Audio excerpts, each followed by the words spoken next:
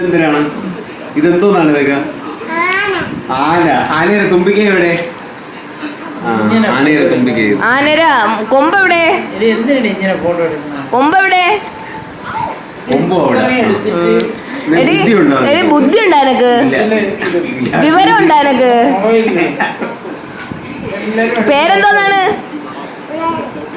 പേരെന്തോന്നാണ്? പേരെന്തോന്നാണെന്ന്? നിന്റെ പേരെന്തോന്നു? അമ്മൂന്നാണോ പേര് നിന്റെ?